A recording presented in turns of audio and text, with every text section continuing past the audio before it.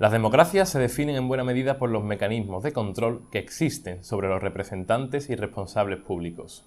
Para ayudar a ello, las políticas y medidas de transparencia hacen posible el control y la rendición de cuentas de forma sistemática. En España contamos con la Ley 19/2013 de Transparencia, Acceso a la Información Pública y Buen Gobierno. Tan transversal norma afecta asimismo a la Casa de Su Majestad el Rey, respecto a sus propias actividades institucionales y a la gestión administrativa y presupuestaria de las cantidades que tiene asignadas. Sin embargo, y aquí es donde viene realmente lo sorprendente, nada se dice sobre la declaración pública de actividades, bienes y patrimonio de la familia real. Si se pretende que la monarquía parlamentaria esté sujeta a parámetros de control democrático, un primer paso podría ser su incorporación al ámbito de la Ley de Transparencia. Esto supondría la equiparación de la familia real, incluido el rey emérito, al régimen de obligaciones que se aplican al presidente del gobierno y los ministros, presidentes autonómicos, diputados, senadores, alcaldes. El rey, como máxima institución del Estado, no puede quedar fuera de las medidas de transparencia, hoy claves en democracias que quieren ser de calidad. Esto es lo que decía Carolina Monge en el diario El País. Hoy comenzamos la nueva temporada de Zon Politicón analizando uno de los temas más controvertidos a la par que la actualidad: la figura de la monarquía tras los escándalos del rey emérito, innovando un nuevo formato de programa donde los contertulios aportarán su análisis en entrevistas sobre distintos prismas. Bienvenidos y bienvenidas a Zon Politicón.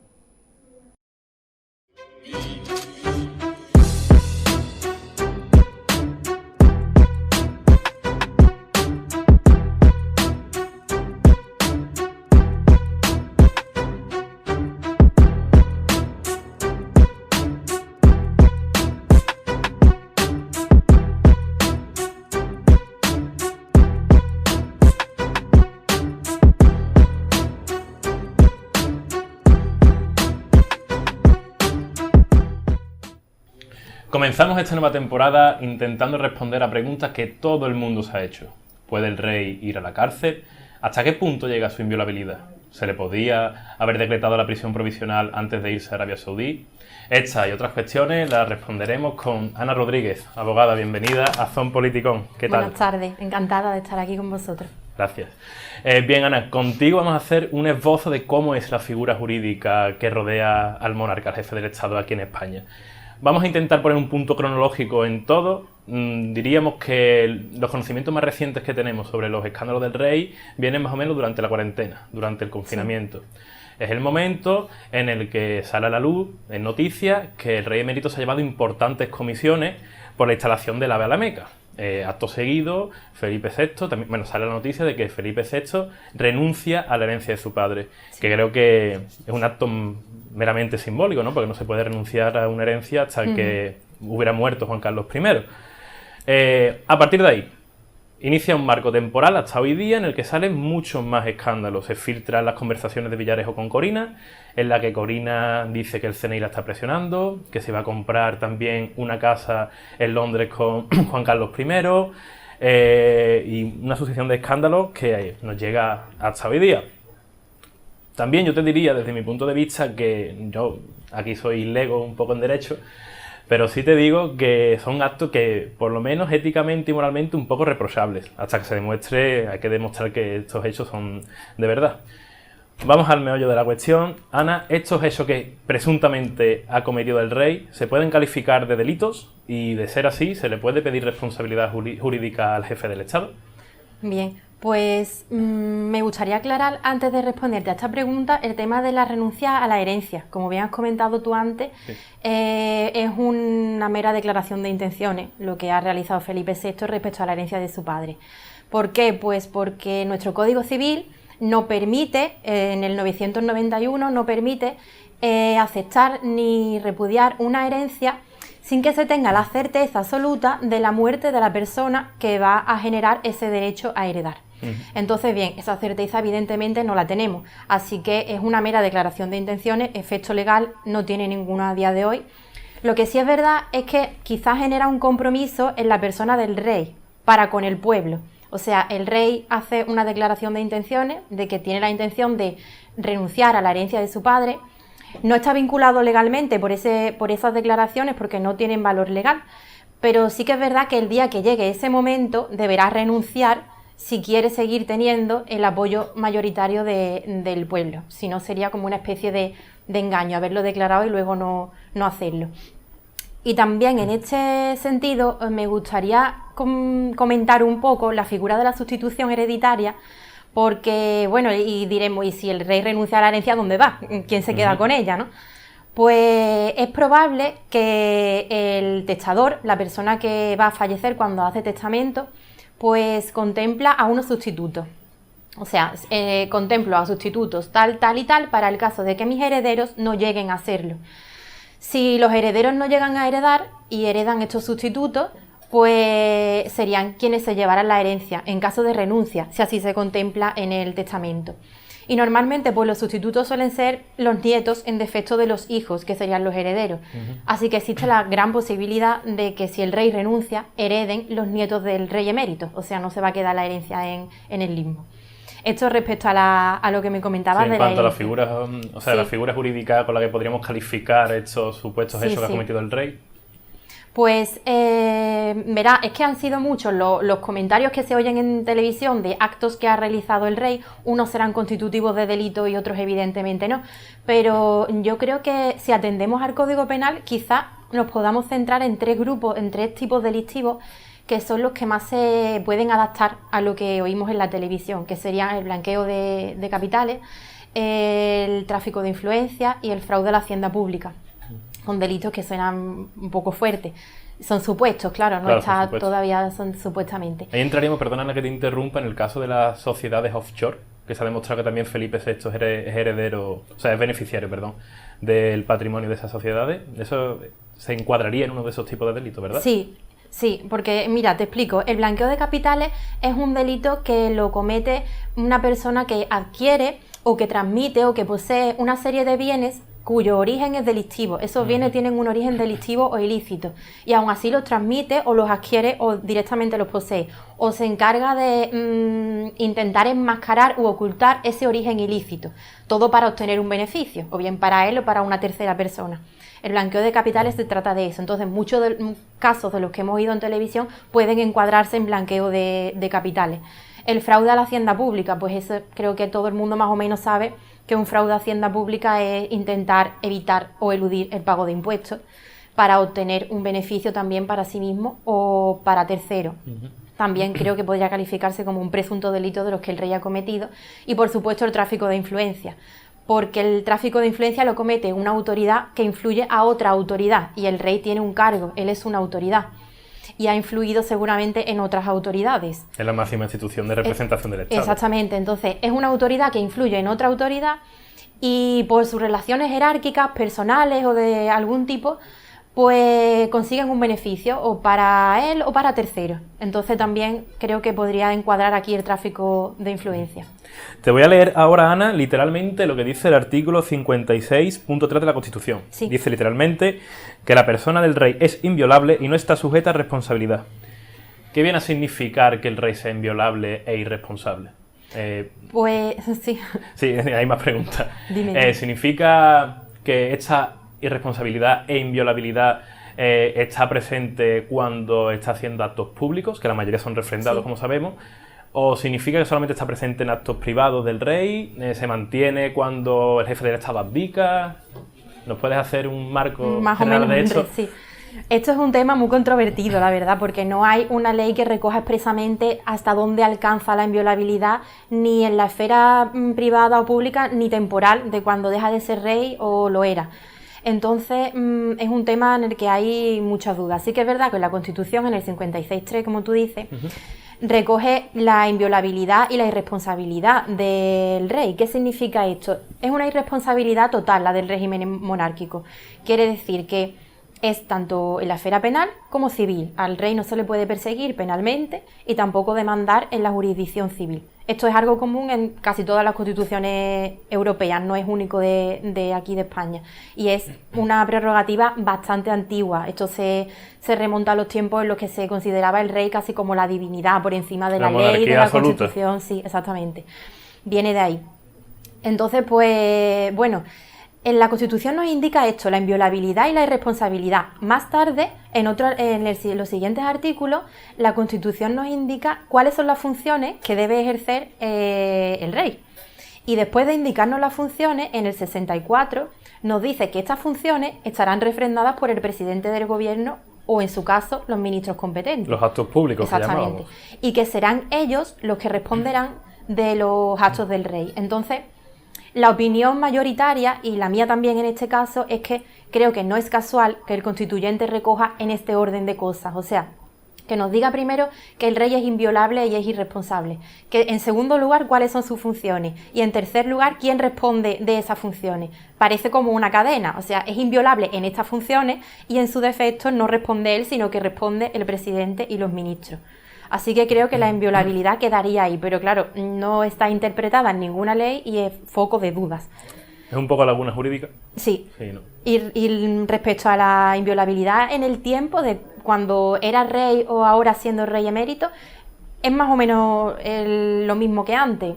Lo que pasa es que aquí sí que es verdad que el preámbulo de la ley del Consejo General del Poder General Judicial lo dice claramente. O sea, el rey y la reina, mientras dura su jefatura del Estado, los actos de ellos son inviolables y exentos de responsabilidad. Los de cualquier naturaleza, además, te dice ese preámbulo. Y después te comenta que cuando deja de ser jefe del Estado, entonces ya sí está sometido a un control jurisdiccional. O sea, el preámbulo lo dice claro. ¿Cuál es el problema de aquí? Pues que es un preámbulo, no es un texto normativo. Entonces su aplicación es más difícil. Pero bueno, creo que uniéndolo creo que era el 57 y 59 de la Constitución, los que nos decían que el rey, cuando abdica o se le inhabilita, deja de ser rey. Así que bueno, tú unes estos artículos con ese preámbulo y parece que tiene sentido. Una vez que ya no es rey, ahora es rey emérito, sí que está sometido a un control, debe estar sometido. Entenderíamos que esas prerrogativas de las que hablábamos ya no están vigentes, en el caso de que abdique el rey. Claro, ya sí está ya sometido a un control jurisdiccional, porque es como, vale, sigue teniendo el nombre de rey, pero ya no la condición. O sea, tiene el nombre, pero no la condición de rey. Vale. También debería comentar que, documentándome para realizar el programa y prepararlo, encontré un debate jurídico bastante interesante sobre la presunción de inocencia que viene recogida en el 24.1 de la Constitución y cómo se le podría aplicar al rey. Básicamente podemos dividir este debate que te estoy comentando en dos grupos. Unos que dicen que el rey sí está amparado definitivamente por la presunción de inocencia, como cualquier ciudadano, y otro grupo que no es que diga que no está amparado, pero defiende que es un poco inútil. Inútil en el sentido de ponen a la inviolabilidad y la irresponsabilidad del rey por encima. Es decir, el rey es irresponsable e inviolable, por tanto sería inútil aplicarle la presunción de inocencia porque no va a entrar en un proceso judicial. Sí. ¿Cómo entendemos este trilema entre jefe de Estado, inviolabilidad, irresponsabilidad y presunción de inocencia? Es que este debate de la presunción de inocencia, desde luego, es un daño colateral del debate anterior. O sea, si no sabemos hasta qué punto llega la inviolabilidad y la irresponsabilidad, es difícil también saber si existe o no presunción de inocencia. Aún así, yo considero que sí, porque la presunción de inocencia es un derecho de todos. Y así además lo expresaba la ministra de Defensa hace una semana, Margarita Robles, que ella culpaba a los que ya hacían juicios de culpabilidad respecto al rey y les acusaba como de quebrantar los principios esenciales del Estado de Derecho, del Estado democrático. Un principio fundamental es la presunción de inocencia y no, o sea, y es de todos, da igual que estemos hablando del rey como de un particular, da igual. No es por ayudar a la persona de rey o favor, no, es que da lo mismo, da igual la persona que sea. Titulares del derecho, de este derecho somos todos. Exactamente, además si lo recoge la Constitución, todos tenemos derecho a la presunción de inocencia, el rey entre ellos. Entonces, pues claro, el rey, si al final se le juzga, tendrá derecho a un proceso judicial con todas las garantías y dentro de esa garantía estará la garantía de la presunción de inocencia, evidentemente. Pues ahora, Ana, te voy a preguntar por la prisión provisional. Yo cuando estudié Derecho Constitucional, hace ya muchísimo tiempo, me definieron así la prisión provisional. Te lo voy a leer literalmente. Como una medida cautelar dentro de un proceso penal en la que se priva de libertad al investigado si concurre alguno de los siguientes requisitos. Existe peligro de fuga, en este caso sabemos que el rey emérito se fue a Arabia Saudí, que lo desveló Edu Aguirre en el programa del Chiringuito. Existe riesgo de destrucción de pruebas y existe riesgo de destrucción de bienes jurídicos de la víctima y la existencia también de riesgo de reiteración delictiva.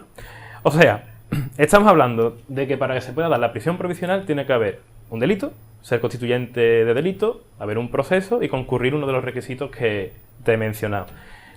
Antes de irse a Arabia Saudí, ¿se le podría haber decretado la prisión provisional al jefe del Estado? Es complicado. Creo que hay 3 preguntas básicas para saber si la prisión provisional es adecuada o no lo es. Y sería preguntarnos si es necesaria, si es realmente necesaria, si es idónea y si es proporcional. Si es necesaria, bueno, si acudimos a la Ley de Enjuiciamiento Criminal, en el artículo 502 nos dice que se adoptará la prisión provisional cuando objetivamente sea necesario y teniendo en cuenta que no existan unas medidas menos gravosas para conseguir la misma finalidad. O sea, hay que valorar si existe una medida menos grave que consiga la misma finalidad que la prisión provisional. Ten en cuenta que con una prisión provisional estás acabando con un derecho a la libertad, estás privando de libertad a una persona y la libertad es un derecho fundamental. Entonces puede existir una medida menos gravosa que la prisión provisional y que consiga el mismo fin. Sería cuestión de buscar quizá otra medida. Entonces, ¿es necesaria? Hay dudas, porque pueden existir quizás otras medidas. En el caso para la respuesta sí es idónea. Sí, en el artículo siguiente nos dicen los requisitos, como tú bien has explicado antes algunos, para la prisión provisional. Bueno, los requisitos. La prisión provisional necesita desde luego una causa abierta, que exista sobre uno o varios delitos y que la pena máxima de estos delitos sea igual o superior a 2 años. Los delitos que comentábamos al principio de blanqueo de capitales, tráfico de influencias, es verdad que casi todos contemplan una pena que puede ser superior a 2 años. O sea, este requisito podría, si los supuestos delitos fuesen eso, podría cumplirse este requisito de que se abra una causa y la pena de los delitos sea superior a 2 años. Otro requisito sería que se considerara responsable criminalmente la persona que se están causando, pero con motivo suficiente para considerarlo responsable. Y después que la finalidad de la prisión provisional fuese evitar, como bien decías tú antes, lo que es la huida o la reiteración también en los delitos supuestos que ha cometido. Sí, evitar que el rey se fugue, la huida, evitar la reiteración, pero para esto hay que tener también en cuenta el marco en el que se engloba el rey, o sea, su familia dónde está, cuál es su situación económica, hay un juicio inminente en el que él tenga que presentarse. Estos requisitos en realidad no se cumplen a día de hoy. O sea, su familia está aquí, es él el que se ha ido, no hay un juicio inminente en el que él tenga que presentarse como para que exista ese riesgo real y tan grave, porque la doctrina nos dice que tiene que ser un riesgo grave de fuga. Entonces, pues quizás este riesgo no exista como tal, porque además, bueno, él ha dicho, es verdad que se ha ido, pero ha explicado dónde está, sabemos cuál es su paradero. Entonces, para que un tribunal valore si hay riesgo de fuga o no, yo creo que optaría más por el no que por el sí. Y también pues sirve la prisión provisional para evitar la ocultación, la destrucción de pruebas, que esto a lo mejor en este sentido sí que pudiese ser más favorable la prisión provisional. No sabemos qué pruebas hay y las posibilidades de que hay de que se destruyan. Puede que los tribunales lo valoren como que sí existe alguna posibilidad. Y la última pregunta, pues la proporcionalidad. ¿Es proporcional la prisión provisional? Eso consta de poner en una balanza, pones el derecho que vamos a privar, que es el de la libertad, y en otra parte, pues los beneficios que voy a obtener con la prisión provisional. ¿Me pesa más privar el derecho a la libertad y obtener estos beneficios? Si pesa más el privar del derecho a libertad, supongo que no se aplica la prisión provisional. Exactamente. Si me pesa más este derecho, si me pesan más los beneficios, menos que y el derecho de la libertad me pesa menos, pues le aplicamos la prisión provisional. O sea, son muchos requisitos los que hay que tener en cuenta para ver si se puede aplicar la prisión provisional. Pues ya, Ana, para ir terminando la entrevista, quería preguntarte sobre cómo se debería abordar una reforma jurídica para evitar que el jefe del Estado o cualquier otra institución de máxima importancia en el Estado español repita conductas, presuntas conductas como esta. Dejando un poco al lado el debate de república-monarquía, porque sería muy complicado reformar la Constitución para instaurar una república, decía yo en el monólogo que Carolina Longe, ella apostaba por incluir a la familia real dentro de la ley de transparencia. Luego también Jorge de Esteban, en el diario El Mundo, defendía aprobar una ley orgánica de la corona. Incluyendo estos 7 puntos. Para él son fundamentales, te los leo. Ocuparse de la transparencia de la corona. 2. La necesidad de que el presidente del gobierno autorice o se le comunique previamente los viajes privados del rey. 3. Regularse con cierto detalle las funciones que debe ejercer el príncipe heredero. 4. Contemplar las consecuencias que podría comportar la petición del divorcio por parte del rey o de la reina. 5. Regularse la diferencia entre familia real y la familia del rey. 6. Regular con mayor detalle el supuesto de abdicación del rey del que se establece la Constitución en su artículo 57.5. Y 7. Incluir también en este marco legal la situación de los miembros que trabajan en la Casa Real. O sea, Carolina Longe abogaba por una inclusión en la ley de transparencia, pero la reforma esta que propone Jorge de Esteban, dentro de una ley orgánica de la corona, parece que contempla mucho más puntos y es mucho más detallada, ¿no? Para ti, ¿cómo se debería abordar una reforma jurídica de este calibre, si es necesaria? Sí.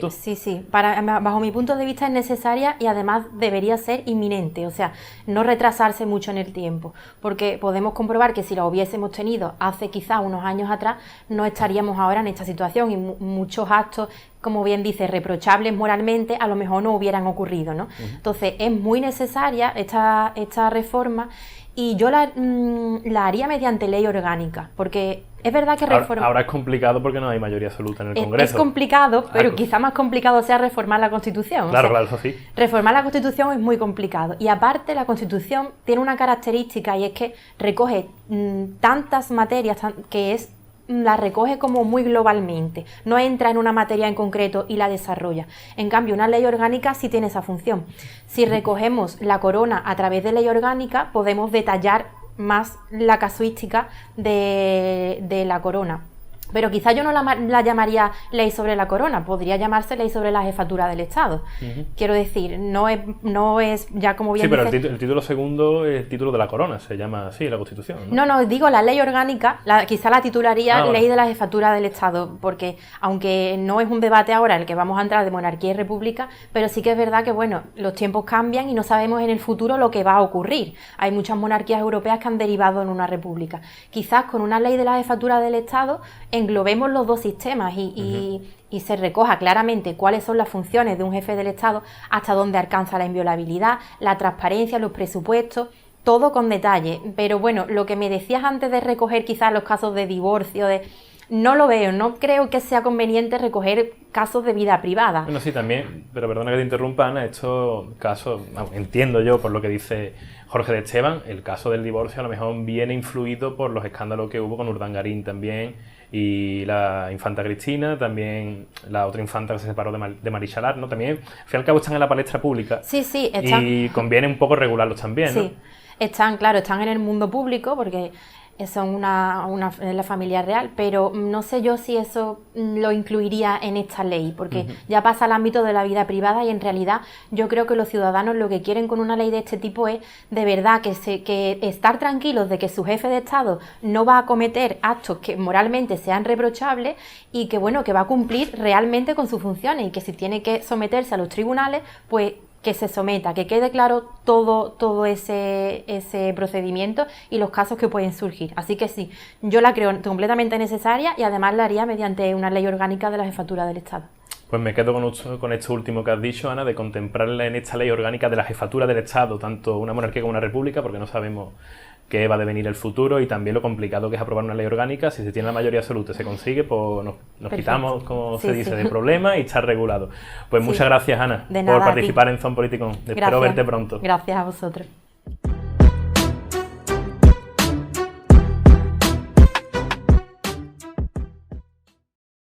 Con nuestro segundo invitado vamos a analizar las reacciones que ha provocado los escándalos de la monarquía en distintos ámbitos de nuestra sociedad.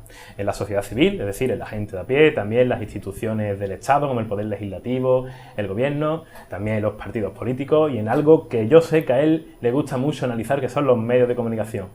Antonio Mesa, ¿te gusta analizar los medios de comunicación, verdad? Sabes perfectamente que me gusta hablar de los medios, Fran. Lo sé. Antonio, tú eres una persona que ya aquí en Zon Politicón te conocemos y también nuestra audiencia te conoce.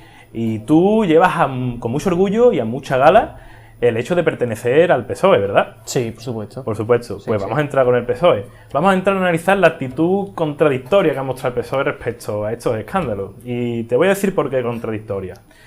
El Partido Socialista es un partido cuyas juventudes estatutariamente se definen como republicanas. ¿Me equivoco? Sí, sí, es verdad. Es verdad. Sí, sí. Pero nuestro presidente Pedro Sánchez reconoció que estaba pagando la seguridad del monarca, del rey emérito en Arabia Saudí. También uno de los varones de peso del PSOE, como es Alfonso Guerra, dijo que era una vergüenza que el rey se tuviera que haber ido. Y Pedro Sánchez también mandó una carta a los militantes explicando que lo hacía por lealtad constitucional. Entonces el PSOE se queda como en un limbo en el que defiende la monarquía, pero también mantenga una vertiente republicana. ¿Cómo entendemos esta, para mí, contradicción de tu partido? Es muy fácil, Fran, verlo desde sus inicios, ¿no? Cuando me hablas de que las juventudes socialistas son estatutariamente republicanas. En el último congreso las juventudes llevaron una moción para que el partido también se definiera como republicano. Y al final, tras varias negociaciones, se desestimó. Y esto es muy sencillo. ¿Por qué? Porque el Partido Socialista es un partido cachorro. Es un partido que, a pesar de ser de izquierda, es un partido que intenta llegar a todos los aspectos de la sociedad.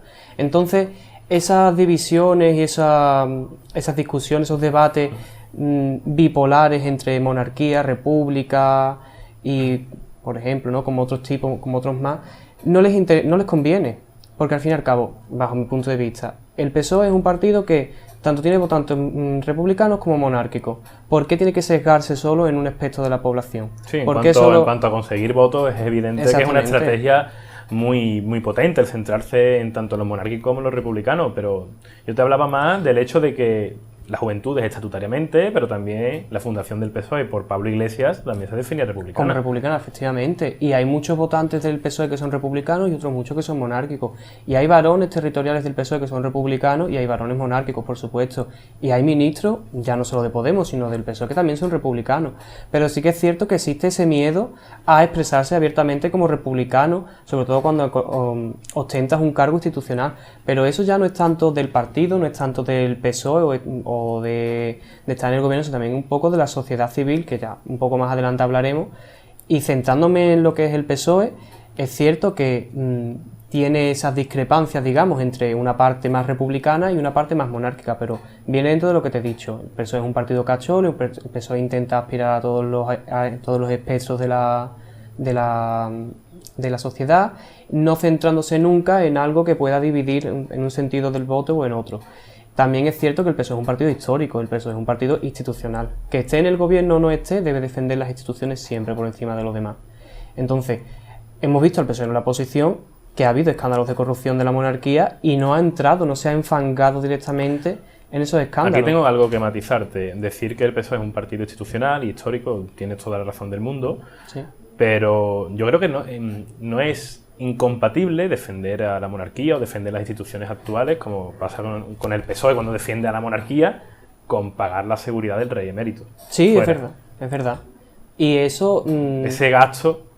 Ese es un gasto innecesario. Es verdad que el PSOE está en una situación muy comprometida. Sí, hay que partir de ahí, que haga lo que haga va a tener críticas. Pero de esto que te estoy diciendo, ¿cómo lo explicamos? ¿Cómo entendemos?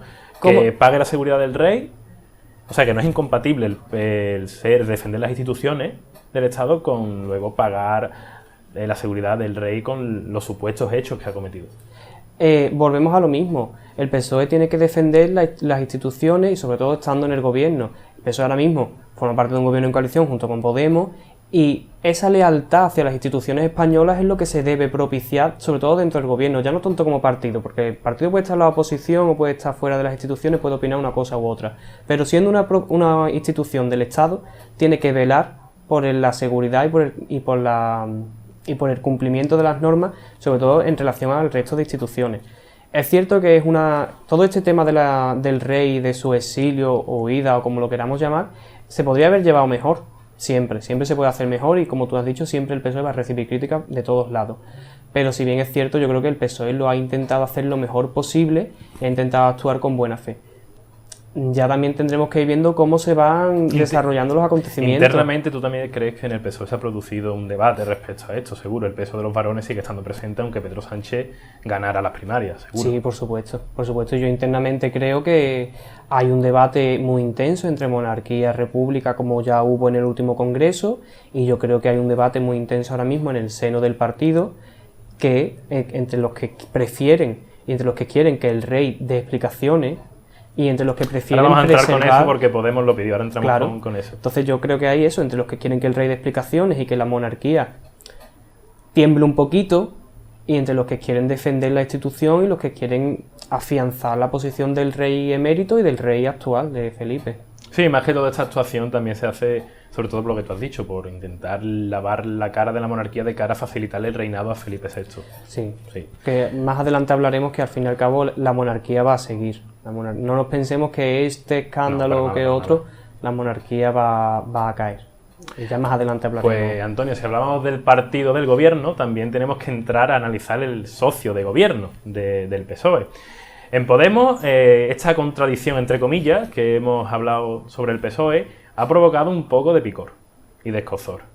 El PSOE, a partir de ese momento, Podemos, a partir de ese momento, empezó con una estrategia política en la que, saliendo a la palestra pública, recalcaba que es un partido republicano y que es un partido que defiende la República, critica estos actos del rey y lanzó un eslogan muy llamativo que es: en España se abre un horizonte republicano. ¿Qué pasa? A mí hay algo que me escuece en este sentido.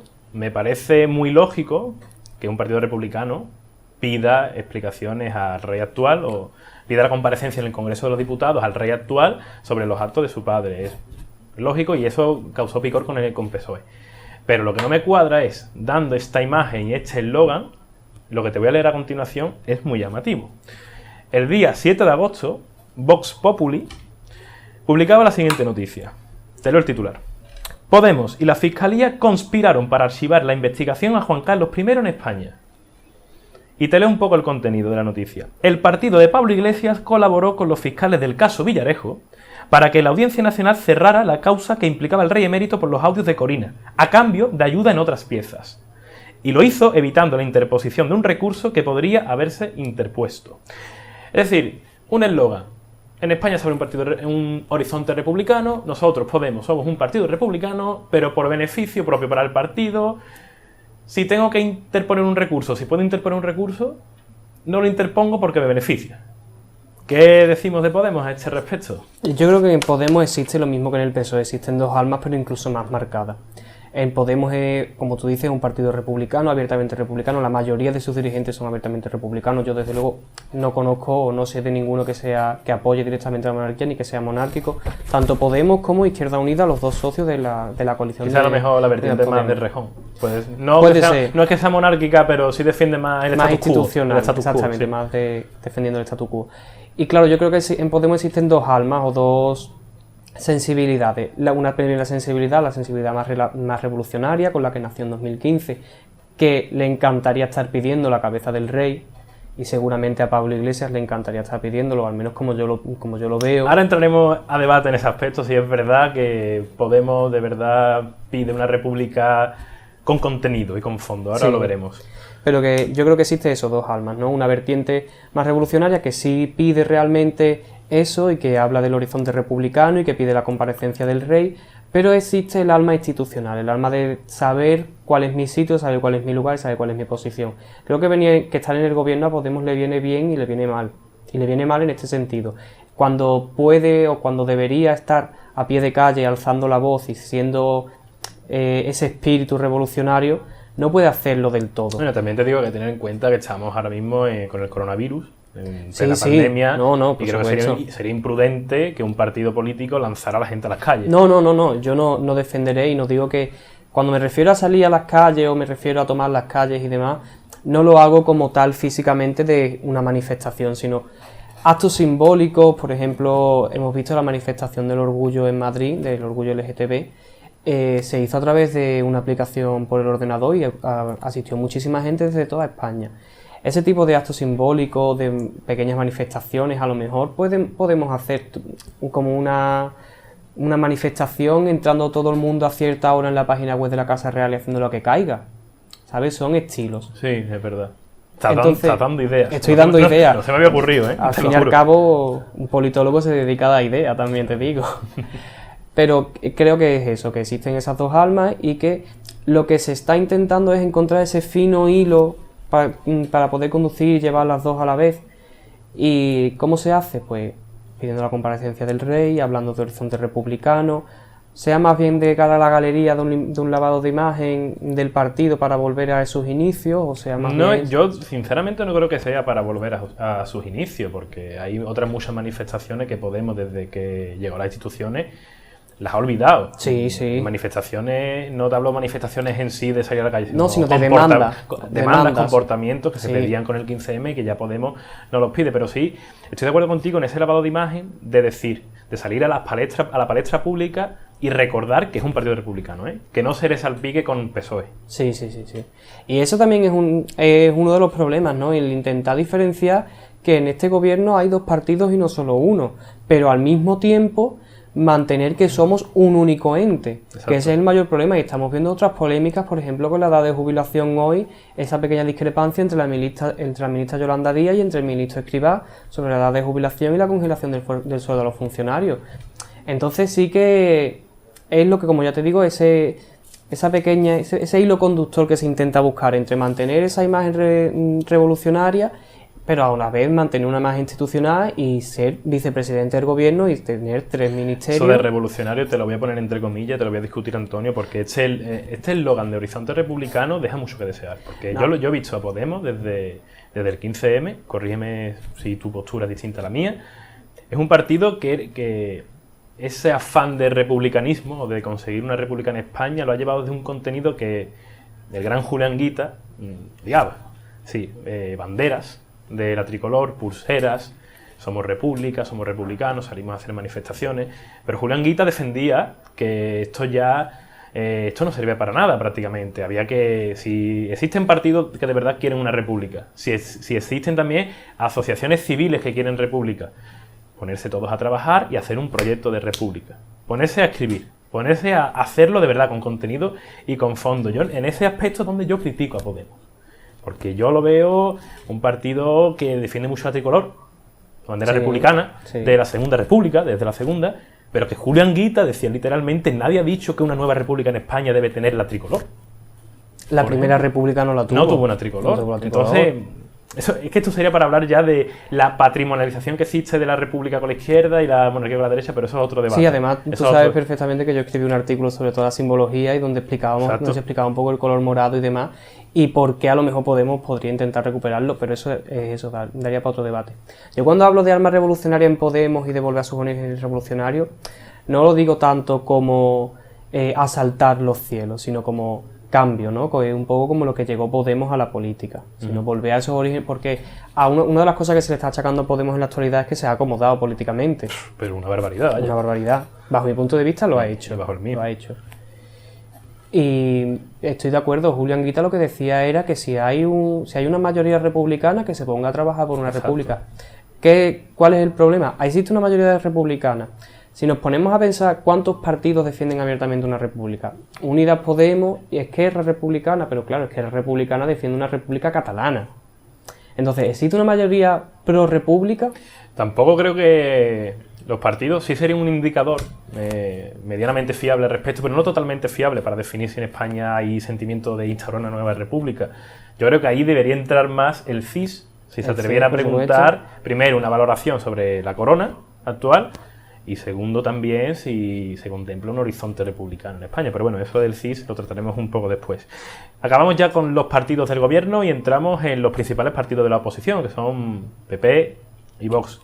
Estos partidos han demostrado una estrategia, después de que salieran a la luz los escándalos del rey emérito, de cohesión y de unidad respecto a la defensa del rey.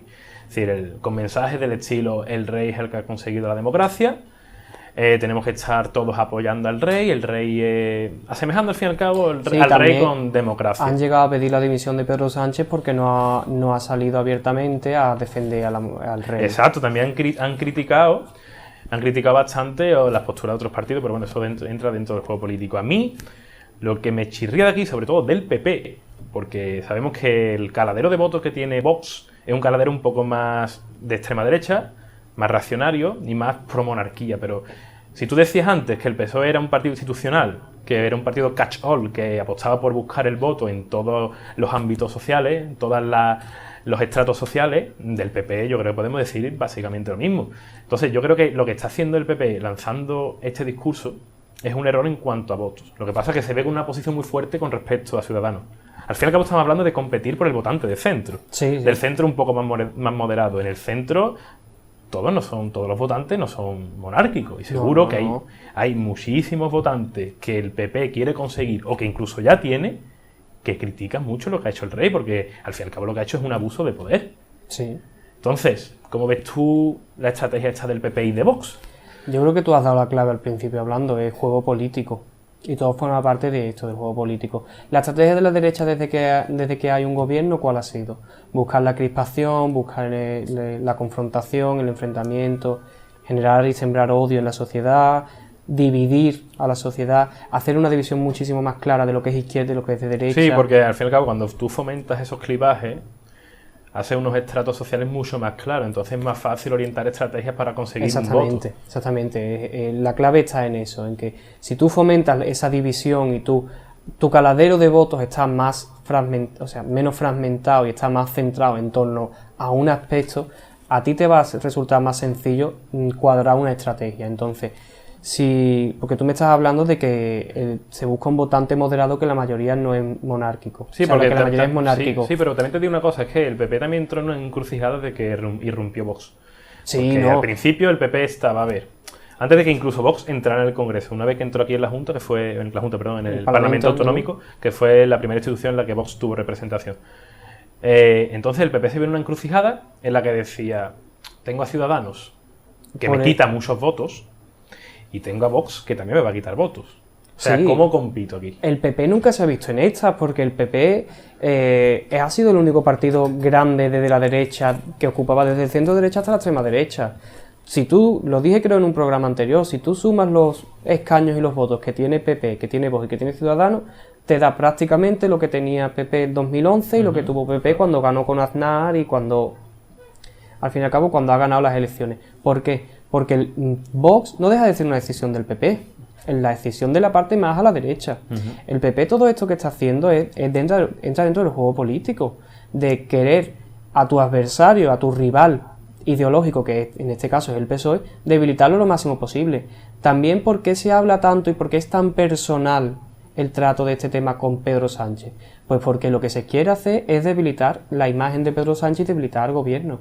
Y se quiere crear una división y se quiere que, bajo mi punto de vista, es la estrategia del PP, ¿no? Quiere dividir el gobierno, dividir PSOE y Podemos, y no quiere que haya ese único ente o esa única alma o esa única sensibilidad de un único gobierno, sino que se quiere que se diferencie muy bien y quiere poner dentro del juego político y dentro del centro del debate político, quiere poner estos debates para que ese gobierno se vea cada vez más dividido. Y al fin y al cabo entra dentro de la estrategia de lo que los dos partidos están llevando. Al fin y al cabo también es legítimo que hagan sí, eso. no, es legítimo. Hay actitudes un poco más moralmente reprochables que otras, pero al fin y al cabo entra dentro del juego político y de que estamos hablando del principal partido de la oposición. Entra dentro del juego político, sobre todo, Fran, porque estamos en un periodo de campaña electoral. Permanente, como estudiamos. Eso es lo que te iba a comentar, ¿no? Ahora mismo no hay elecciones cerca, pero da igual. Pero seguimos en campaña. El juego político sigue activo. En los medios de comunicación todos los días vemos política. Todos los días vemos reacciones de políticos. Y esto es juego político porque vivimos en una época de campaña. ¿Por qué hay que buscar crispación? ¿Por qué hay que buscar inestabilidad política? Porque no sabes cuándo va a volver a haber unas elecciones. Entonces hay que permanecer y más teniendo continuamente. en cuenta que el gobierno está contra las cuerdas en cuanto a apoyos parlamentarios. Claro, hoy se ha perdido la primera votación para el uso por parte del gobierno del superávit de los ayuntamientos. Quiere decir que ya es la primera, vendrán muchas más. Claro. No hay una mayoría absoluta de gobierno, hay una mayoría bastante simple, bastante relativa. Por un voto más. La investidura fue por un voto más, pero eso la mayoría simple. Cuando lleguen leyes que haga, como los presupuestos, que haga falta una mayoría absoluta, ya veremos qué pasa. También la estrategia está un poco de PP, tú has mencionado sobre todo a PP y Ciudadanos, también has mencionado un poco a Vox. También el PP lo que busca es que Ciudadanos no apoye al PSOE. Sí, entonces el PP quiere que endurecer la postura y que se vea al PSOE como una izquierda mucho más radical de lo que realmente es, y por eso tenemos el discurso de que han pactado con proetarras, con batasunos, con asesinos, con independentistas, con los que quieren romper España. ¿Por qué? Para intentar dejar al PSOE lo más solo posible para que no pueda llegar a acuerdos con fuerzas más moderadas como Ciudadanos. Y ya, Antonio, vamos a ir terminando porque nos queda ya poquito tiempo y vamos a entrar ahora a analizar ya el último campo que nos queda de esta entrevista, es la sociedad civil. Hablaba con Ana antes de los hechos que vamos conociendo sobre la Casa Real, hechos escandalosos me refiero. Vimos el caso Urdangarín hace unos años, hemos visto ahora también las comisiones de la AVE a la Meca, que se ha llevado el rey emérito, las conversaciones con Corina, las presiones del CNI que ha declarado Corina, en fin, también las sociedades offshore en las que el rey Felipe es beneficiario, está demostrado también. O sea, al fin y al cabo vemos una serie de escándalos que yo creo que, al menos, ante estos hechos, nos deberíamos plantear la pregunta de ¿reacciona la sociedad civil, la gente de a pie, de una manera adecuada en una democracia? La sociedad... O, mejor te reformulo la pregunta, ¿hay reacción? No. Ahora mismo no ha habido reacción. ¿Por qué? Porque estamos en un momento en el que ni hay un partido que lidere esa reacción, que teóricamente debería ser Unidas Podemos, pero como ya te he comentado antes, al estar en el gobierno no pueden meterse en esos debates de lleno. Ni hay tampoco ahora mismo, con toda la crisis sanitaria y todo el estado de alarma, que es cuando esto ha explotado, no había una situación propicia para que la gente y la sociedad civil pudiera expresarse. Sí, es que claramente la Casa Real ha sido súper estratega en fin, porque esto se sabía desde antes, es prácticamente seguro. Lo que pasa es que seguramente hubo acuerdos de Casa Real con otras instituciones importantes del Estado para lanzar con el gobierno, básicamente también. Con el gobierno. Sí, sí. Entonces, el lanzar los escándalos del rey con respecto a lo de las comisiones de la AVE a la Meca en pleno confinamiento, en plena cuarentena, eso es una estrategia casi perfecta. Y ya ni siquiera en plena cuarentena, sino que todo empezó a salir un poco cuando ya se podía salir a la calle. ¿Por qué? Porque a la semana... Ahí salieron, en ese punto, salieron las otras informaciones que ya venían de la trayectoria de lo de la AVE a la Meca. Sí, pero ya las últimas grabaciones de Corina y todas las comisiones ilegales del rey y la donación del rey a Corina han salido más cercanos al desconfinamiento y a la desescalada. Sí. ¿Por qué? Porque a la semana de que toda esta información saliera, los reyes estaban recorriéndose España, haciéndose fotos y haciendo una campaña electoral que, bueno, que al fin y al cabo ellos no se van a someter a unas elecciones, pero haciendo una campaña de limpieza de imagen y una campaña de cercanía que, bueno, yo no me la tomo en serio, desde luego. Yo sé que todo esto que han hecho era con la excusa y era diciendo que salían para conocer la situación y la realidad de España ahora mismo, pero claramente era un lavado de imagen. ¿Cómo respondió la sociedad civil? Muy contenta. Pues la población que es mayoritariamente monárquica o que es más pro monarquía salió a ver a los reyes cuando iban por su ciudad o por su pueblo, y la población que era republicana intentó organizar unas pequeñas revoluciones, unas pequeñas contramanifestaciones que no salieron. No salieron ¿por qué? Porque no estaban lideradas por ningún actor importante. No había un sindicato real detrás, no había un partido, simplemente asociaciones juveniles, asociaciones universitarias, que aportan su granito de arena. Pero en la política actual, porque esto no deja de ser política, en la política actual necesitas un gran apoyo detrás. Necesitas una imagen, una cara que sea la que esté en los medios defendiendo tu postura, defendiendo tu situación, y que ya todo lo demás vendrá detrás. Pero vivimos en una época de campaña permanente y en una política de imagen que se basa en eso. Y tú te has referido a este respecto a los últimos hechos que se han conocido, esos presuntos siempre, pues no se ha demostrado. Aún no se han demostrado. Los últimos hechos presuntos que se han conocido, pero durante la cuarentena, cuando salió a la luz el hecho de que el rey había cobrado comisiones por la instalación de la AVE a la Meca, también la actuación del rey Felipe a los 2 o 3 días de decir que renunciaba a la herencia de su padre, una declaración simbólica como hemos visto con Ana, pero eso entra lo que te iba a decir antes, entra dentro de una estrategia casi perfecta. ¿Por qué? Primero, porque la sociedad civil, la gente de a pie, nosotros, estábamos dentro de nuestras casas sin poder salir a la calle, para lo más mínimo solamente, y con mucho miedo en el sentido de que no había conocimiento apenas sobre el virus. Había una información un día, al día siguiente te la desmentía, era errónea, hace mucho desconocimiento, incluso a lo mejor un poco de histeria colectiva también. El contexto ha sido idóneo para que esto salga. Claro, se lanza en ese momento y se aprovecha también como segundo vértice de la estrategia el hecho de que los derechos de reunión y manifestación estén suspendidos. Bueno, sí, entonces, lo que se organizó fueron caceroladas en los balcones, pero que no tuvieron la potencia. Pero ahí también entra en juego la derecha, porque ¿qué hizo la derecha? Cuando había caceroladas después de los aplausos, la derecha lo aprovechó para convocar también caceroladas en contra del gobierno. Entonces se termina tapando.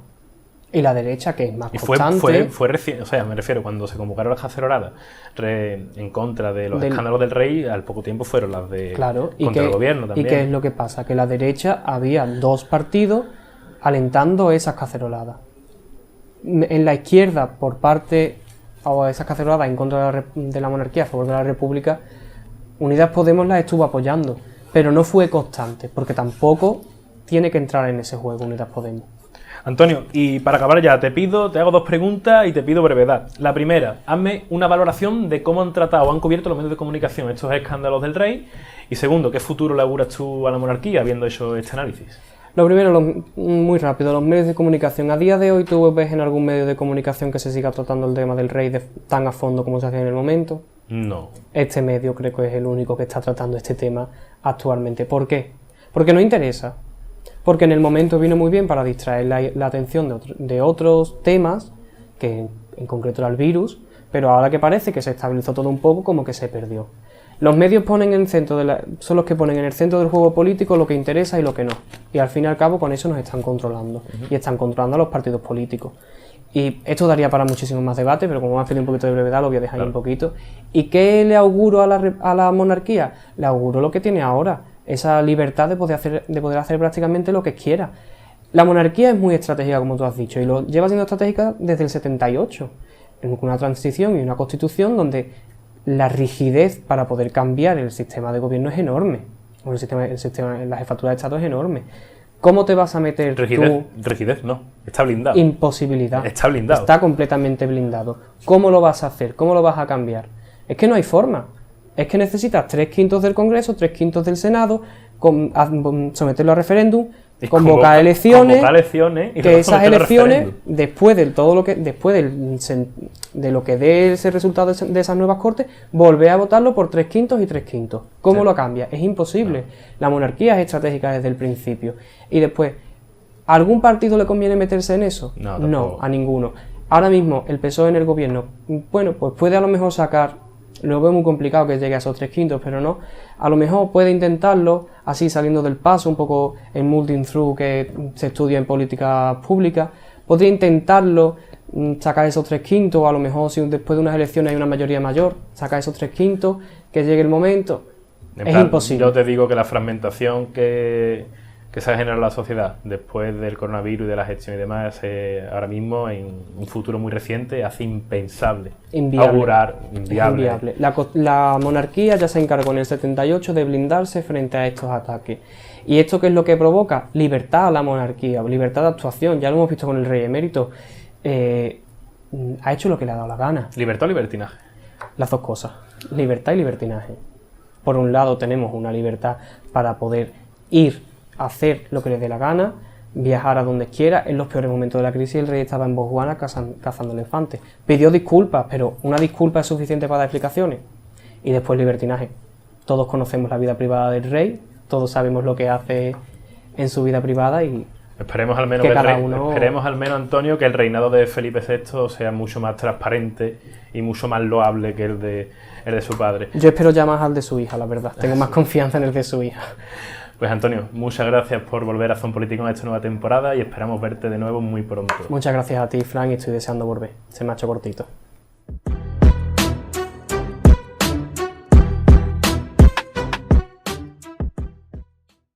Y ya con nuestro tercer y último invitado de hoy vamos a analizar la importancia que ha tenido la institución monárquica a lo largo de la historia dentro del pensamiento humano. Miguel López, profe de filosofía. ¿Qué tal? ¿Cómo estás? Bienvenido a Zon Político. Buenas tardes, muchas gracias por invitarme. Bien, Miguel. Sabemos, bueno, hoy en día la mayoría de la gente conoce cómo está regulada, cuáles son las funciones de las monarquías actuales, la española, la holandesa, la del Reino Unido. O sea, la gente se hace una idea general. Pero las monarquías tal y como la conocemos hoy día, ¿cuándo surgen? ¿Es algo que siempre ha existido? ¿Tiene un momento concreto? ¿Anteriormente a esta monarquía hay otras figuras reales comparables? ¿Qué origen tiene? ¿Tanto la monarquía actual o como otras anteriores? Bien, bueno, lo primero que cabe destacar es que monarquía a fin de cuentas, es un concepto que es generado por la función intrínseca del hombre en ser nominalista, ¿no? Es decir, en nombrar las cosas con una determinada manera, ¿no? Entonces, claro, monarquía viene precisamente del griego, ¿no? Monos, uno solo, y argien, que es gobierno, ¿vale? Es simplemente una forma de nombrar algo que ya estaba, ¿no? Es una forma, al fin y al cabo, como he comentado, es una forma de darle nombre a algo que ya había previamente. Claro, ¿cómo surgen las primeras monarquías? Las primeras monarquías podríamos establecerlo más que como monarquía, como liderazgo, ¿no? Un liderazgo que surge a través de una supremacía normalmente física, ¿no? Es decir, si hacemos un estudio histórico, antropológico y demás, las primeras tribus y demás, quien lideraba a su grupo era el más fuerte, ¿no? Y esa supremacía política, digamos que fue evolucionando gracias a la seguridad que otorgaba ese líder, ¿no? En una supremacía militar por los que acompañaban a ese líder, y ya posteriormente, a lo largo de la historia, una supremacía económica, etcétera, ¿no? Entonces, digamos que las primeras monarquías, ¿no? Entendiéndolas desde este punto de vista, surgen de esa manera, ¿no? Es decir, con un líder, ¿no? Luego, posteriormente, con el surgir de las civilizaciones antiguas, ¿no? Le ponemos otros nombres. Por ejemplo, en Egipto estamos hablando de los faraones, ¿no? En Grecia también había reyes, ¿no? En cada ciudad-estado había un rey, si había una monarquía, ¿no? Como en el caso, por ejemplo, de Esparta, ¿no? Entonces, después podemos llegar, digamos, a una monarquía más parecida a la que tenemos hoy en día en Roma, ¿no? La gran diferencia es que en Roma esa monarquía era electa, es decir, se elegía por el pueblo y demás. ¿Y no era república? Pasó posteriormente a ser una república, ¿no? De hecho, hubo un cambio, una transición, que fue de monarquía a república y después a imperio, ¿vale? Entonces, en esa transición de monarquía a república, lo que se buscó fue que la plebe, es decir, los que estaban más desfavorecidos por el sistema, exactamente, por el sistema monárquico, pues los más desfavorecidos pues tuvieran ciertas repercusiones, ¿no? Dentro de... No llegaron al Senado, pero sí es verdad que formaron cosas como el tribuno, ¿no? Que para que nos entendamos es como una especie de sindicalismo, ¿no? Obrero de hoy en día, ¿no? Una voz representante del pueblo. Y entonces la monarquía dio paso a una república que a fin de cuentas no difirió mucho de lo que era realmente una monarquía anterior, ¿no? Porque la monarquía era electa y en la república había 2 cónsules que también eran elegidos de manera democrática.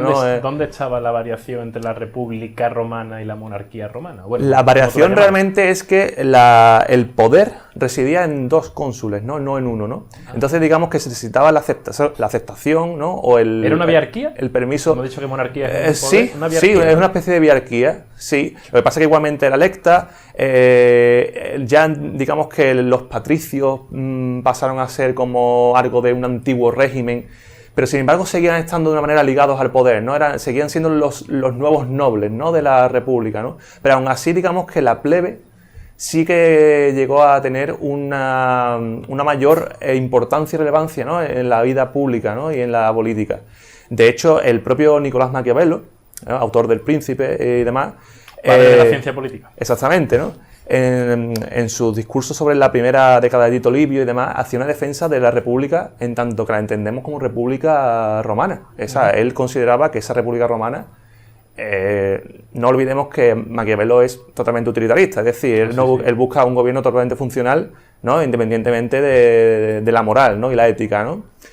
E igualmente que defiende en El Príncipe una postura más principesca, ¿no? Y más como monárquica, ¿no? Se puede entender. Sí, pero en El Príncipe al fin y al cabo, y por eso en ese aspecto padre de la ciencia política entre comillas, ¿no? Porque El Príncipe es una obra en la que da recomendaciones a un príncipe. Exactamente. Es una recomendación hace un análisis histórico también de las formas de gobierno. Sí, lo que hace es un análisis, ¿no? Y parece que son como obras contrapuestas de un mismo autor, ¿no? Pero realmente lo que está dando es como una respuesta al momento que está viviendo, ¿no? A esa crisis política que había en Florencia en su momento y demás. Entonces, claro, pero él haciendo un estudio atrás, él considera que la república realmente es el modelo a seguir. De hecho, era partidario de esa lucha, de esa dialéctica entre plebe y senado, que gracias a esa dialéctica y esa tensión se podían generar esos cambios, ¿no? Dentro de la sociedad donde el pueblo realmente podía podría conservar su libertad y a la vez participar en la política del pueblo, ¿no? Sí, hablábamos antes, Miguel, tú lo has comentado, que en Roma había... Es decir, se intentó dar un poco de importancia a los gobernados. al pueblo, de importancia política en cuanto a decisión. Aquí es donde entra el periodo histórico que vamos a tratar ahora, son las revoluciones liberales, Europa, básicamente. Las revoluciones liberales, el objetivo, bueno, entre otros muchos objetivos, uno de los objetivos que tiene es acabar con las prerrogativas exorbitantes que tenían los monarcas absolutos, ¿no? Y dar esa importancia a los gobernados. Es verdad que la representación que se dio podría ser, valga la redundancia, más o menos representativa, porque había distintas formas de sufragio. El sufragio para el hombre, el sufragio también por el dinero, el sufragio censitario.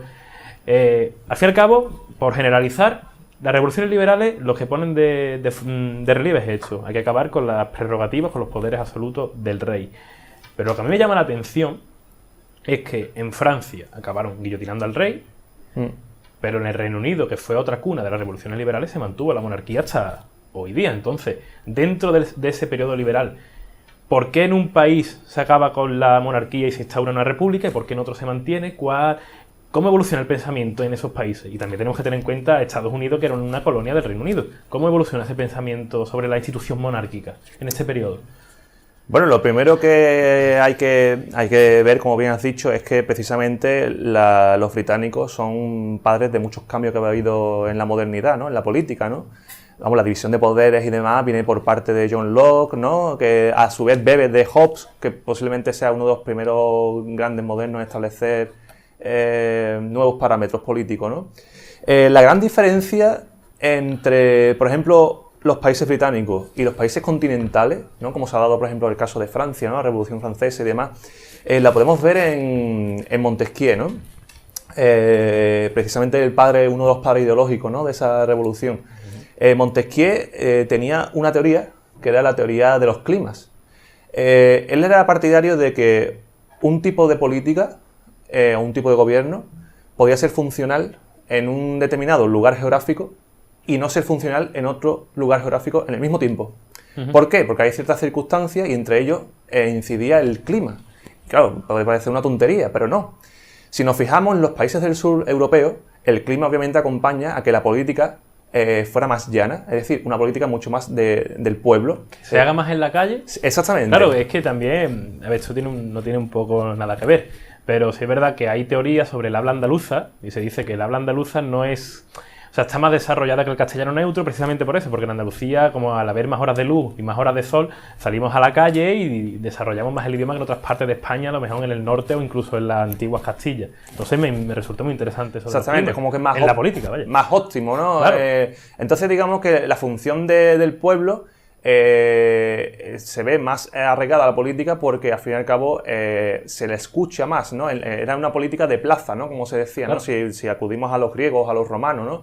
Y esa tradición al fin y al cabo se ha seguido conservando a lo largo de los siglos. Han podido pasar por aquí, por nuestras tierras, otras civilizaciones, otras culturas, pero sin embargo ese tipo de política, gracias precisamente a ese clima, ¿no? ¿Qué pasa? Nos trasladamos a la zona británica. Y es verdad que, por ejemplo, tenemos en Hobbes, en ese pacto contractual, ¿no? De que empezó a hablar Hobbes, que después retoma Rousseau, etcétera, ¿no? Ese estado, ¿no? Natural, ¿no? En el que el hombre solamente mira por sí y demás. Entonces, los británicos tienen la concepción de que hay que primar una seguridad, ¿vale? Es decir, el Estado debe ser garante de esa seguridad. Y para ello es necesario una cabeza pensante, una cabeza que dirija ese Estado. En este caso, por ejemplo, si iconográficamente vemos la figura del Leviatán de Hobbes, aunque el pueblo conforma el cuerpo, la cabeza sigue siendo el monarca, con su corona, ¿vale? Entonces, digamos que los británicos buscan sobre todo esa practicidad, ¿no? Al ser una política mucho más cerrada, ¿no? Mucho más introvertida, lo que se busca es, se sacrifica esa libertad por una seguridad que la garantiza en este caso, ¿no? Un monarca, ¿vale? Como el estado ideal, ¿no? Después esa monarquía como ha sufrido una cierta transformación, ¿no? Ya con como he comentado anteriormente, ya una división de poderes, ¿no? Legislativo, ejecutivo, ¿no? Incluso uno federativo, en fin. Y eso lo hemos ido adoptando, incluso han sido ideas que en los países continentales se ha adoptado, ¿no? Pero claro, ese clima ha hecho que las personas, la interrelación social, y eso obviamente ha influenciado en la forma de hacer política. La política, a fin de cuentas, no deja de ser algo social. O sea, en resumidas cuentas, la clave que diferencia, o las claves que diferencian que en Francia existe hoy día una república y en Reino Unido una monarquía, primero es el clima, al ser Francia más al sur de Europa, ha potenciado una política que se hace más en la calle, más libre en cierto sentido, Sí. y en segundo lugar esa libertad que en Reino Unido, o sea, no la primaban tanto y buscaban más la seguridad. Sí, posiblemente sí sea uno de los motivos. También habrá que contextualizar, obviamente, los motivos que llevaron a una revolución francesa, ¿no? Es decir, las grandes revoluciones son fruto de una gran desesperación del pueblo, ¿no? Entonces, también hay que entender que, obviamente, no supieron cómo mantener al pueblo de determinada manera para que no llegara a ejecutarse esos actos, ¿no?, que se hicieron. Pues dejamos la Revolución Francesa, bueno, las revoluciones liberales, y vamos a entrar ahora en dos periodos históricos también muy importantes en Europa y en los que se reinterpreta también esta figura de las monarquías. El primero son las revoluciones industriales, en las que aparecen pensadores como Marx, que reinterpretan las relaciones de producción y ofrecen una teoría nueva en ese momento. Y luego también la Primera Guerra Mundial que según Keynes es la que provoca la Segunda Guerra Mundial, en el sentido de que las condiciones que los vencedores le impusieron a Alemania fueron tan desorbitadas y tan que los ahogaban, y surge entonces la Segunda Guerra Mundial. Marx, nazismo con Carl Schmitt. ¿Cómo reinterpretan estos dos pensadores en concreto, o si quieres en general, como tú consideres más oportuno, la idea de la monarquía? Bueno, Marx realmente lo que hace es un estudio histórico materialista, ¿no? Entonces, él establece que las relaciones sociales, recordemos que estamos hablando de que al fin y al cabo relación social y relación política tienen una relación intrínseca, ¿no? Va relacionado. Las relaciones sociales se basan todo en una relación económica, puramente económica, ¿no? Hay intercambio de bienes y por lo tanto hay un intercambio de intereses, ¿no? Y eso es lo que posibilita que haya ese feedback, ¿no?, como lo que podríamos llamar hoy en día, ¿no? Digamos, ese tipo de relación ha sufrido una evolución a lo largo de la historia, ¿no? Es decir, Marx se da cuenta de que en un principio, en las tribus primeras y demás, lo que había era una relación patriarcal con los hijos. En el segundo caso, lo que había era relación de los amos y esclavos, ¿no?, en las civilizaciones antiguas. Y después pasamos, digamos, al feudalismo, ¿no? Es decir, la servidumbre frente a la nobleza, ¿no? Ahora ha llegado una época de cambio, ¿no?, con la revolución industrial. Ahora realmente lo que impera es una relación puramente económica. Es decir, está la burguesía, la propietaria, ¿no?, de los medios de producción, exactamente. Y después, por otro lado, tenemos el proletariado, que lo que intenta hacer es reivindicar sus derechos, ¿no?, como obrero y bueno... Como fuerza de trabajo, al fin y al cabo de la fábrica. Entonces, digamos que ese tipo de relación hace ya que cambie. Ya no estamos hablando de que una serie de personas están supeditadas a una supremacía militar, ¿no?, como podríamos estar hablando de una edad medieval, ¿no? Estamos hablando de que están supeditadas a una supremacía económica. Entonces, claro, aquí ya cambia un poco la figura del monarca, ¿no? Es decir, ¿cuál es realmente la intervención del monarca en esto, ¿no? Porque quien está dirigiendo o los nuevos magnates del mundo son los que realmente están dominando esos medios de producción, ¿no? Entonces, Marx lo que pretende hacer es un estudio y hace un análisis de que todo esto va a derivar en un comunismo, ¿vale? Pasando obviamente previamente por una política socialista, ¿no? Entonces, claro, es como una abolición completa de la monarquía porque deja de tener una función práctica dentro de la sociedad, ¿vale? Después, si pasamos, por ejemplo, a la figura de Carl Schmitt, ¿no? Carl Schmitt era muy partidario de una figura del soberano, ¿vale? Cuando hablamos de soberano aquí en España, normalmente... Hablaríamos de, bueno, según tengo entendido, el soberano era la nación para el nazismo. Sí. Pero en este caso, de nación. Claro, pero en este caso Carl Schmitt hablaba de soberano como una figura, ¿no? En este caso podía ser una figura física o una institución, ¿no? Y entonces Carl Schmitt, frente a los actos que ocurrieron, ¿no? Esa Alemania, ¿no?, que estuvo mitigada, ¿no?, durante la época en el periodo de entreguerras, ¿no?, y demás. Claro. Se lo que decía Keynes, claro, fue la avaricia de los vencedores la que produjo el fascismo. El idealismo alemán, ¿no?, que surgió durante el romanticismo, ¿no?, esa gran nación, ¿no?, que pretendían construir, se vio mermada y prácticamente fustigada, ¿no?, por el resto de países. Al final lo que hizo fue emerger una potencia, ¿no?, que derivó en eso, ¿no? Y dentro de todo ese marco surge la figura de Schmitt con la figura del soberano, ¿no? Soberano, hoy en día podemos llegar a entenderlo como que el soberano de nuestra nación sería como el jefe de Estado, ¿no? No necesariamente es así. También se hablaba, perdón que te interrumpa, Sí. Miguel, en el nazismo del Volksgeist, del espíritu del pueblo. ¿Qué relación tiene el Volksgeist con esta figura monárquica o del soberano? ¿Cómo lo entendemos? Bueno, el O Volksgeist sea, es que... defendemos un espíritu del pueblo, pero por otro lado, iconográficamente necesitamos un soberano. Sí, es que es lo que te iba a comentar. El Volksgeist, ¿vale? En este caso es el espíritu alemán, era como una idea de supremacía racial, prácticamente. Eso en los escritos de Nietzsche, ¿vale? Si en el Crepúsculo de los ídolos, ya vemos que ya impera un cierto pensamiento totalmente utilitario y práctico para la sociedad. Nietzsche, por ejemplo, era partidario de que a los enfermos de la sociedad no había que propiciarle ningún tipo de medio médico ni económico, es decir, había que dejarlos morir, porque dentro de la sociedad no ayudaban a prosperar, ¿no? Al progreso, ¿no? A la nación. A la nación, exactamente. Todo se veía como una unidad, ¿no? Entonces, ¿qué pasa? Lo que sí es verdad que, al fin y al cabo, esa unidad, ¿cómo se consigue? Se consigue bajo una institución o un mando único, ¿no? En este caso sería la figura del soberano. ¿Quién es el soberano para Smith? El soberano para Smith es el que en un estado de excepción, es decir, en un momento determinado, fuera de los límites que normalmente estamos acostumbrados a vivir, es decir, en un momento en el que realmente se necesita una figura clave que tome las riendas y tome las decisiones ¿Estamos importantes. hablando de Hitler? ¿O no? Podría ser, en Podría el caso ser, ¿no? de Alemania podría ser, ¿no? En un momento determinado, ¿no? ¿Quién posicionó al nazismo en esa... y quién puso, digamos, de nuevo a Alemania en el mapa, ¿no? Para bien o para mal, a los ojos de los otros pueblos, ¿no? Sí, pero una potencia era. Claro, sí, no económica. No, pero era era militar, era una potencia militar. Sí, exactamente. Y tecnológica también. Sí, porque, sí, bueno, también. tenía- Según dicen, si la guerra llega a durar unos cuantos años más, tecnológicamente Hitler y la Alemania nazi podrían haber ganado la guerra. Sí, perfectamente. perfectamente. En cuanto a tecnología. Sí. Pero en este caso, por ejemplo, tenemos la figura de Hitler, ¿no? Como ese hombre, ese soberano, ¿no? Ese que tiene que tomar las riendas de ese país, ¿no?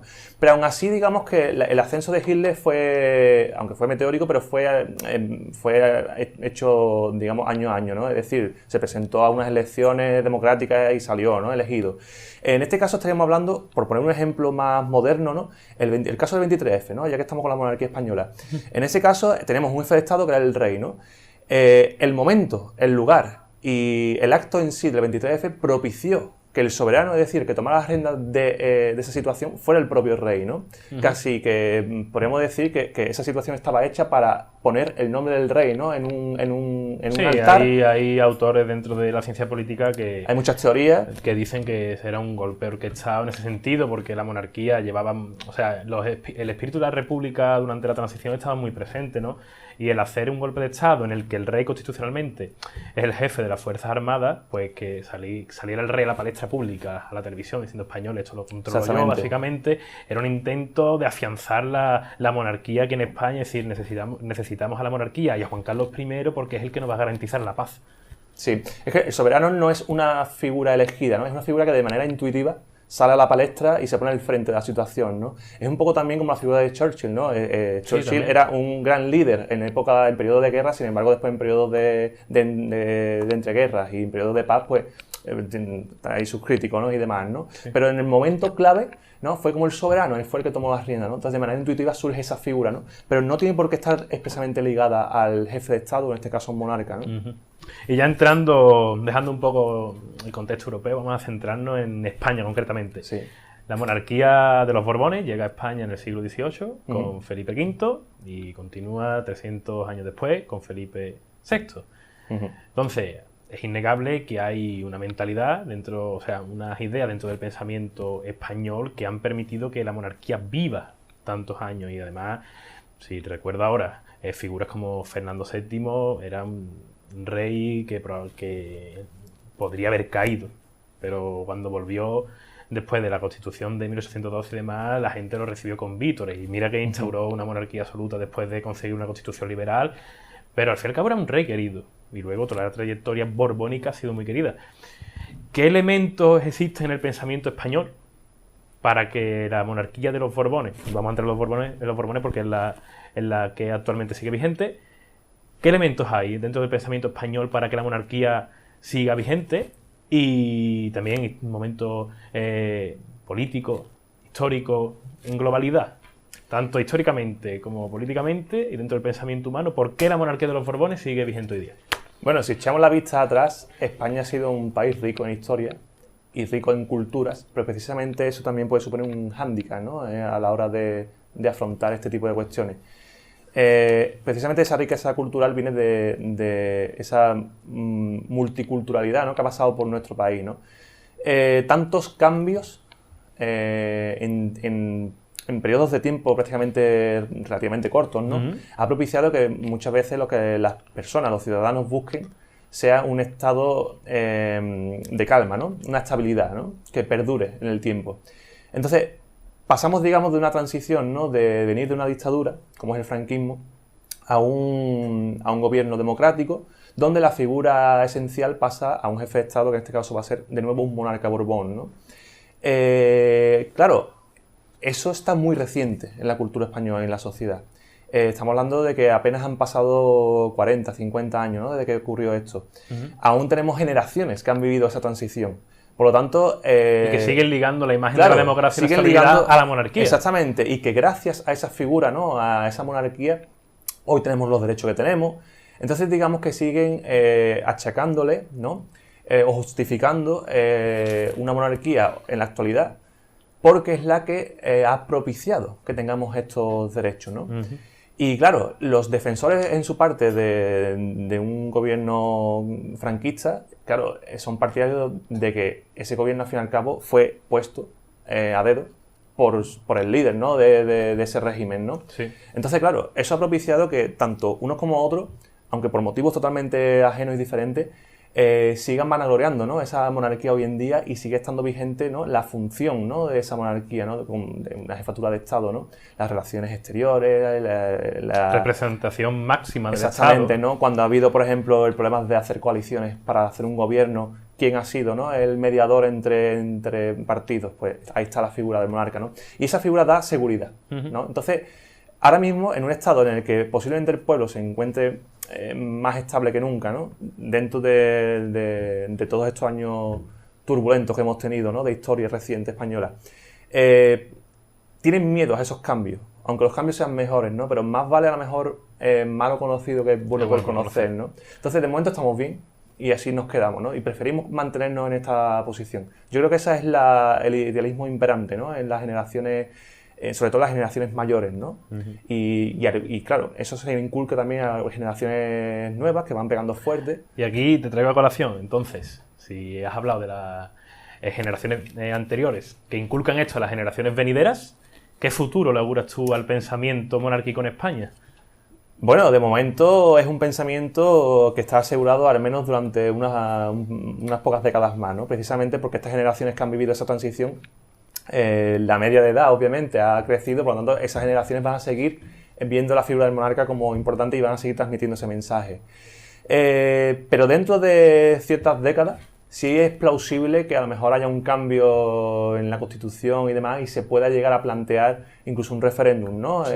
Para que el pueblo sea el que decida si queremos ya no una monarquía como tal, ¿no? Cuando hablamos de monarquía o de rey, parece que estamos hablando en términos muy medievales, ¿no? Sí, sí. Sino de una figura de jefatura de Estado, ¿no? Que realmente tenga una función un jefe de Estado social. electo, al fin y al cabo. Exactamente, ¿no? Que sea el pueblo realmente el que elija. Sí puede ser plausible, pero aún queda camino por recorrer en España. Y con los escándalos que hemos vivido últimamente, por lo mejor en un futuro reciente es incluso más plausible. Sí, puede ser. Pues Miguel, muchísimas gracias por venir a Zon Politicón. Tu primera vez aquí y espero que venga muchas más veces. Cuando quieras, yo encantado. Miguel. Igualmente. Y nosotros volvemos dentro de muy poco con más actualidad y análisis político, así que estén atentos. Cuídense.